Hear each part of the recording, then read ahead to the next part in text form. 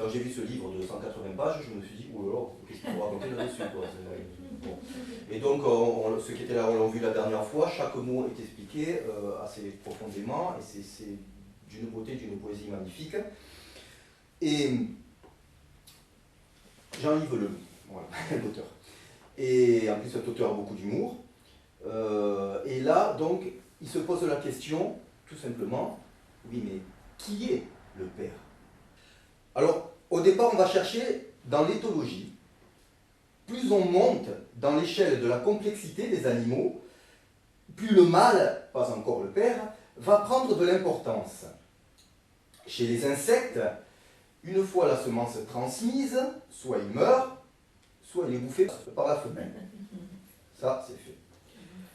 Chez les grands singes, l'absence du père, après insémination, peut perturber la maman. Vous voyez, là on se rapproche des humains déjà. Chez les grands singes, donc, l'absence du père peut perturber non seulement la femelle, mais aussi la croissance du petit, car il a une fonction de présence. Une femelle chimpanzé ne fait pas un bébé toute seule. Et on peut s'étonner à ce propos de certaines annonces « Cherche géniteur, présence du père non désiré ». Est-ce une évolution ou une régression vers le monde des insectes? Mais la plus belle réponse qu'on puisse trouver, c'est sûrement dans un texte de Marcel Pagnol, quand Marius revient pour revendiquer le fils qu'il a fait. Et Fanny lui explique qu'il n'est plus le père. Tu étais le père avant qu'il naisse, Marius, mais maintenant, ce n'est plus toi. Et Marius aura bon fanfaronner, quand on est père de quelqu'un, c'est pour la vie, non? César lui répondra, quand il est né, cet enfant, il pesait 4 kilos.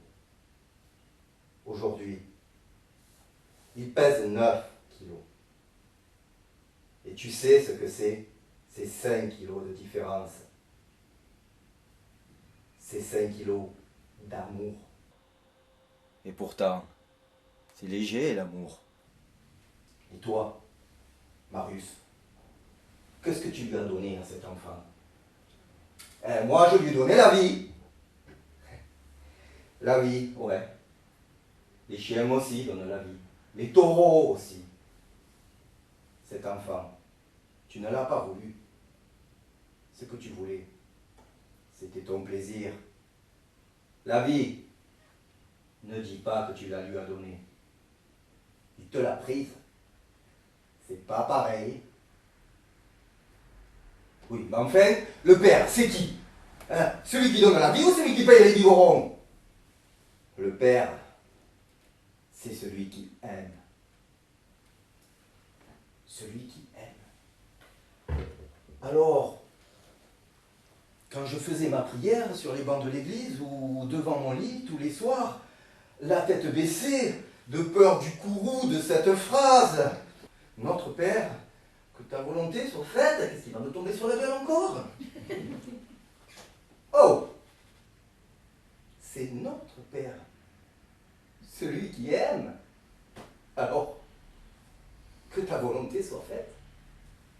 Et puis alors, on pourrait continuer le dialogue avec César. Ton fils, il est peut-être de toi, mais il n'est pas à toi. Toi, tu lui as communiqué la vie, qui d'ailleurs ne vient pas de toi, mais ce n'est pas toi qui lui as donné un nom. Le Père, c'est celui qui donne le nom. Oh, pas son nom, pas son nom à lui, mais un nom propre pour l'enfant. Le Père, c'est celui qui reconnaît l'enfant comme autre que lui, comme autre que la mère. Celui qui reconnaît l'enfant comme l'objet d'un désir et non comme l'objet d'une fabrication. Notre Père, que ton règne vienne.